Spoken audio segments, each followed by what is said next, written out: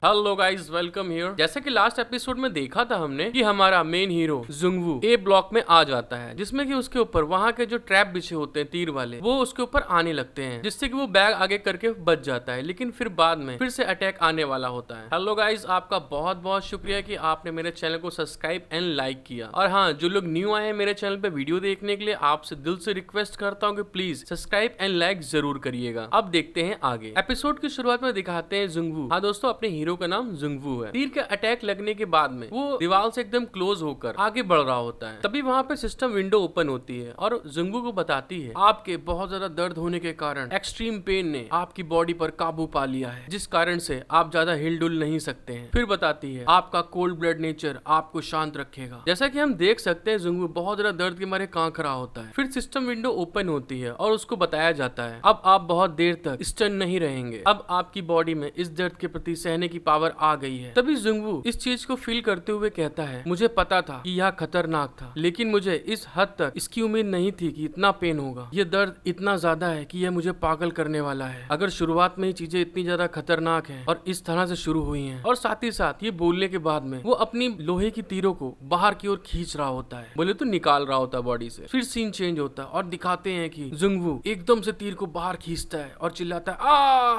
और फिर बाद में उसके ट्रीटमेंट करने के लिए वो अपने फर्स्ट एड में से एक रुई को निकालता है, जिसे कि वो आग लगा रहा होता है। और साथ ही साथ जैसा कि देख सकते हैं उसको इतना पेन हो रहा होता है कि हाथ भी कांप रहा होता है उसका, और जहां जहां तीर लगी होती है वो सारी जगहों पे वो उसको जला रहा होता है। फिर सिस्टम विंडो ओपन होती है और उसको बताती है अब आप जल चुके हैं और अब आप स्टन हो गए हैं। फिर सिस्टम बताती है आपका कोल्ड ब्लड नेचर आपको शांत रखेगा। सच में दोस्तों, सिस्टम चूतिया हो चुकी है, बस शांत रखने की बात कर रही है। और फिर सीन बदल जाता है और दिखाते हैं कि जुंगवू उन सब तीरों को निकालने के बाद में चलता हुआ अपनी चाकू लिए आगे बढ़ रहा होता है। और फिर जुंगवू उस टाइम को फील करते हुए सोचता है कि जब मेरे ऊपर तीर छोड़े गए थे वो टाइम था जब तीर ने मेरे हाथों को छेदते हुए निकल गई थी, और वहाँ भी एक बहुत ही बेहोश करने वाला संकेत भी था। जब वो उस तीर को आते हुए अपनी तरफ देख के एकदम घबरा जाता है। फिर वो कहता है मुझे सही समय खोजने की जरूरत है, वो तीरों का टाइमिंग क्या है, किस फॉर्मेशन से वो अटैक करती है। और फिर वो आगे बढ़ते हुए कहता है मैं ऐसे ही अपनी नॉर्मल आंखों से नहीं देख सकता उन सारी की सारी तीरों को कि अटैक कहाँ से आने वाला है, क्योंकि वहाँ पे बहुत सारा अंधेरा है। फिर वो कहता है जब कॉन्गविल मुड़ता है तो मुझे सुनने की जरूरत है कि वो किस टाइम पे अटैक करने वाला है। फिर हमें दिखाते हैं कॉन्गविल को, बोले तो गियर टाइप होता है दोस्तों ये, और उसके बारे में बताता है वो या तीर के स्थान और कब अटैक करने वाला है ये पता लगाने के लिए सही समय होगा। फिर वो बताता है वो जो टाइम है उसका एक छोटा सा पार्ट के दौरान मुझे उस कॉन्गविल की साउंड को सुनने की जरूरत है जो मुझे बताएगी कहाँ से अटैक होने वाला है। और फिर अगले सीन में दोस्तों वो अपना सेकंड स्किल एक्टिव करता है, हाइटेंस सेंस, जिसमें कि उसकी पांचों इंद्रियां दोस्तों बहुत तेज हो जाती थी, और वो आंख बंद करने के बाद में अपने सारे के सारे सेंस पे ध्यान लगा रहा होता है, बोले तो सुनना, देखना, सूंघना, महसूस करना, सारे। तभी सिस्टम विंडो ओपन होता है और दोस्तों सिस्टम विंडो बहुत मदद करता है इसकी, बस बातें कर करके। और फिर सिस्टम विंडो ओपन हो जाता है और सिस्टम उसको बताती है आपके महसूस करने की क्षमता बहुत ज्यादा बढ़ चुकी है। फिर दूसरा विंडो ओपन होता है और उसको बताया जाता है आपकी हाइटेंस सेंस स्किल 0.5% के हिसाब से बढ़ चुकी है। और उसकी हाइटेंस सेंस बढ़ने के बाद में जैसे ही वो कॉन्गविल घूमना स्टार्ट होता है, उसको वो कॉन्गविल की आवाज को सुनने में बहुत हेल्प मिल होने लगती है। और दिखाते हैं कि वो सारी की सारी कॉन्गविल्स की पोजीशन का पता लगाना शुरू कर देता है और अपने चेहरे को ऊपर की ओर उठा के कहता है हाँ मुझे पता चल गया, मुझे मिल गया वो कॉन्गविल कहाँ पे है। क्योंकि दोस्तों मैं आपको बता दूं कि इसका जो मिशन है यहाँ पे बेसिकली जो ट्रैप्स है इनको खराब कर देना या नष्ट कर देना है। और तभी सीन चेंज होता है और जुंगवू ऊपर की तरफ देखते हुए पता लगाता है किस जगह पे है वो कॉन्गविल, और तभी एकदम से एक प्लेस को वो टारगेट करता है और अपनी चाकू उसके बीच में जो दरार होती है दोस्तों वहां पे एकदम से फेंक देता है,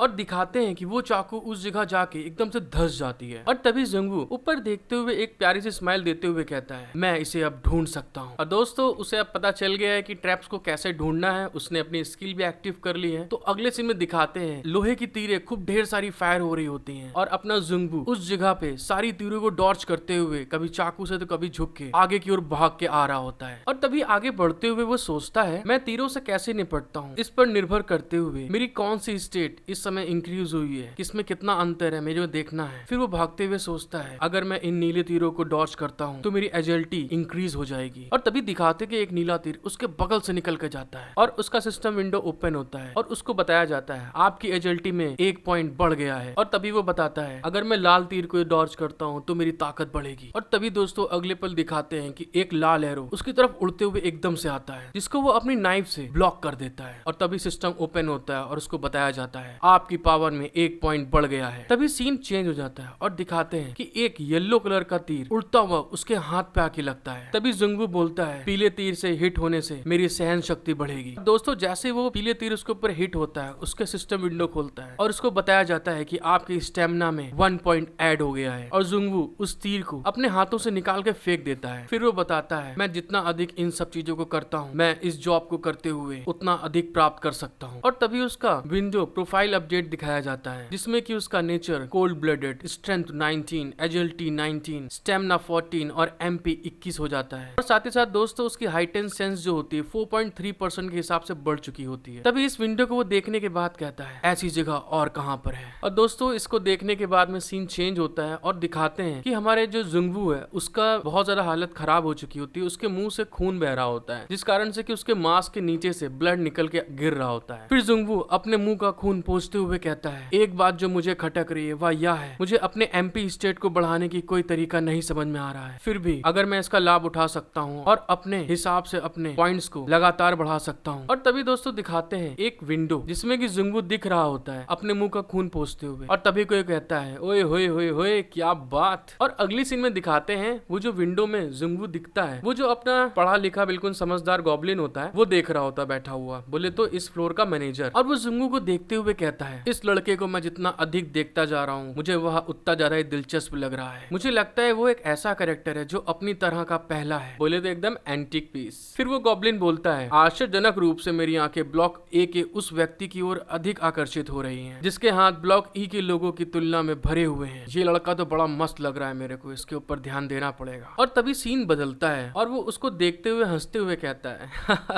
यह आदमी बोले तो बिल्कुल सच्चा मर्द है, एक नंबर कठोर लौंडा है। फिर उसके बाद में उसको देखते हुए कहता है अगर मैं यहाँ तक कि उसकी योग्यता की बात करूँ तो उसे कई अन्य खतरों का सामना करना पड़ेगा भी, लेकिन अगर वह इतना समझदार हो सकता है और बाकी को पार कर सकता है तो ये तो देखने में बड़ा मजा आ जाएगा। फिर बाद में दोस्तों सीन बदलता है और हमें दिखाते हैं कि गॉब्लिन अपने चश्मे को सही करते हुए उसको देखते हुए कहता है मुझे लगता है कि इस ट्यूटोरियल के दौरान बहुत सारे मजेदार तमाशे सामने आएंगे जिन्हें देखने में मजा आ जाएगा। और दोस्तों दूसरी तरफ वो और लोगों की भी जो विंडो होती है वो उन सबको देख रहा होता है और उनको देखते हुए कहता है ओए ओए ओए क्या बात, इनको भी देखने में मजा आ रहा है, कुछ कैरेक्टर हैं बढ़िया इनके अलावा भी। फिर दोस्तों हमारा सीन दोबारा जुंगवू के ऊपर आ जाता है, वो कुछ समय बाद बोलता है अब मैं अपनी आखिरी पॉइंट तक पहुंच गया हूँ। फिर ये बात बोलने के बाद में उसका विंडो स्टेटस खुल जाता है सामने और वो देखता है और हाँ दोस्तों जुंगवू नहीं युनवू है, सॉरी चा युनवू इसका नाम है। फिर से उसके पॉइंट्स दिखाए जाते हैं nature cold blooded, strength 29, agility 33, stamina 30,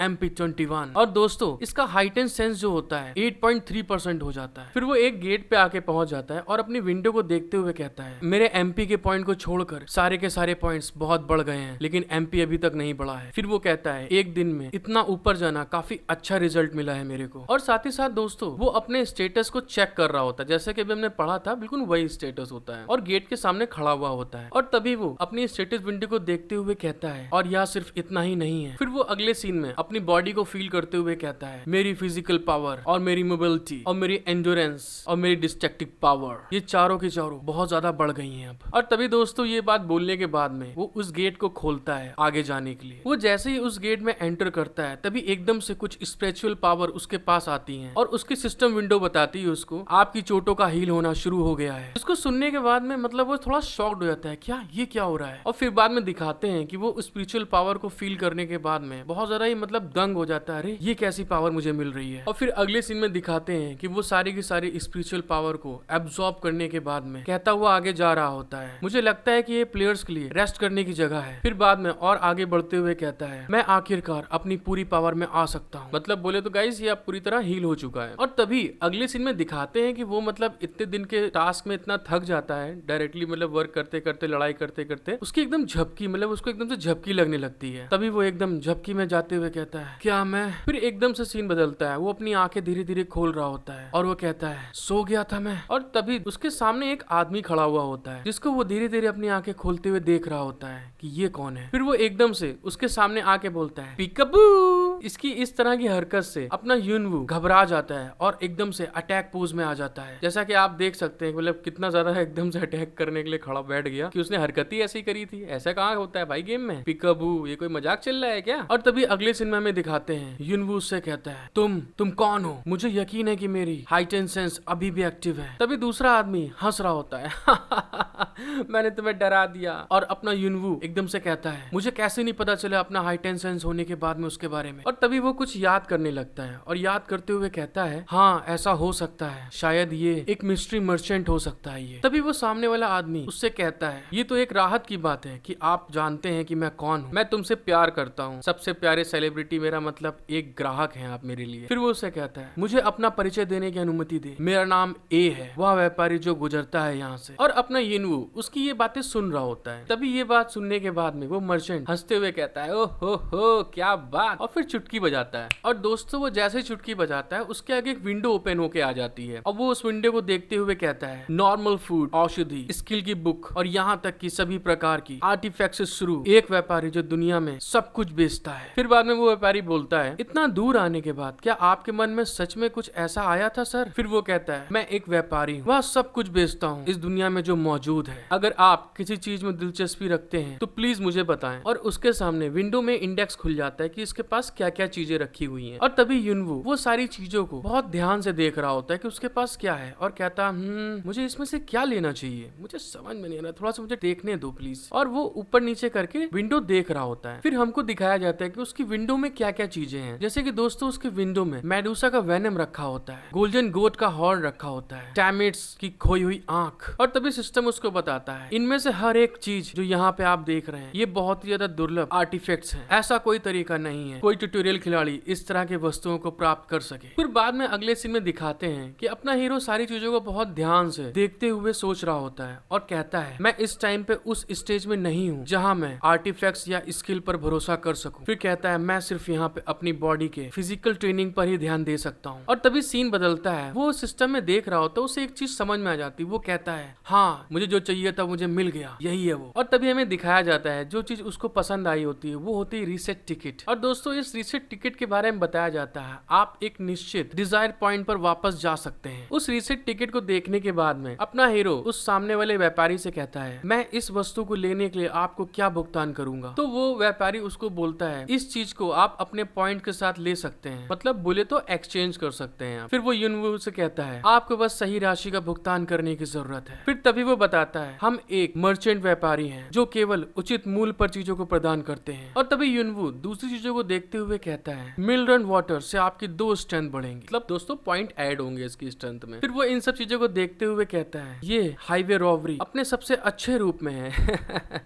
मतलब खुलेआम साले लूटा लूट मचाए पड़े हैं इन लोग तो। फिर युनवू उसकी तरफ देखते हुए स्माइल करते हुए कहता है मैं कुछ खरीदना चाहता हूँ। फिर व्यापारी उससे कहता है, हाँ बताइए आप क्या खरीदेंगे, मैं आपको देने में बहुत खुश हूँ, ले लीजिए मेरी सामान को फिर इस बात के बोलने के बाद में सीन चेंज होता है, मतलब उनकी मौज मस्ती खत्म। फिर व्यापारी बोलता है, भुगतान के रूप में ब्लॉक ए में जमा किए गए सभी पॉइंट की पेशकश करके आप ये सामान ले सकते हैं। फिर अगले सीन में जुंगवू की बात सुन के कहता है, मैं एक टिकट खरीदना चाहता हूँ जो ब्लॉक ए को रीसेट करेगा। आई होप गाइस कि आपको एपिसोड पसंद आया होगा। प्लीज सब्सक्राइब एंड लाइक जरूर करिएगा, इस बहुत सपोर्ट की जरूरत है आपकी। अगर आपने यहाँ तक वीडियो देख लिया है एंड सब्सक्राइब एंड लाइक नहीं किया है तो प्लीज सब्सक्राइब लाइक जरूर करके जाइएगा। Thank you for watching my video, love you all.